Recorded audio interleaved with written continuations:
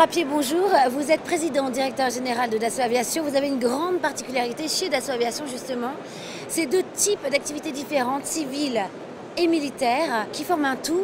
Est-ce que c'est vraiment un atout pour vous? Bonjour, oui, c'est une force. Vous pouvez voir d'ailleurs ici exposé pendant le Salon du Bourget la famille Falcon et le militaire. Donc c'est une capacité à avoir deux marchés. Un marché, les avions civils, 2000 avions qui volent dans le monde.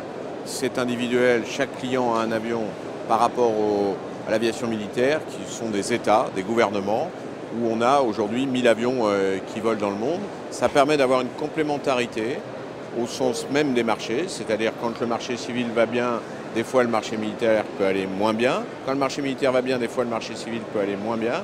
On a deux piliers sur lesquels repose la société.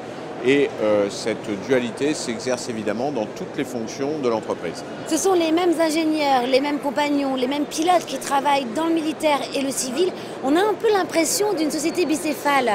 Est-ce que c'est une force pour vous? Alors en fait, ce n'est pas une entreprise bicéphale, c'est vraiment une entreprise qui est un tout. Ça a été pensé comme ça. J'ai parlé des deux marchés, mais derrière, tout est organisé pour être capable de couvrir à la fois les activités civiles et militaires. Ça commence par le bureau d'études. Les ingénieurs qui dessinent nos beaux Falcons sont aussi les ingénieurs qui ont dessiné le Rafale ou qui dessineront demain les drones, comme par exemple le drone de combat. C'est vrai dans les fabrications. Pour optimiser nos outils, notre savoir-faire de fabrication, nous avons spécialisé nos usines de fabrication. Par exemple, à Mérignac, nous assemblons tous nos avions, donc la chaîne des Falcon, la chaîne de Rafale.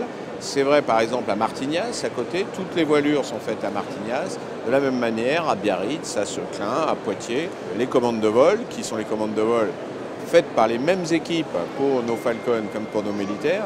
Et d'ailleurs, cette technologie vient du militaire et est appliquée aux Falcon. Tout ça est conçu et fabriqué par des équipes qui sont duales. On peut parler d'une fertilisation croisée.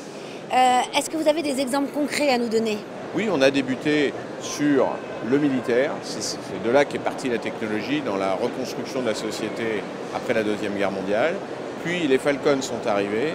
Et petit à petit, les Falcons qui se vendent bien, c'est à peu près 70% de l'activité de la maison, ont généré une modernisation de l'outil industriel et en particulier tous les process industriels sont tirés plutôt par le civil et évidemment bénéficient aux militaires.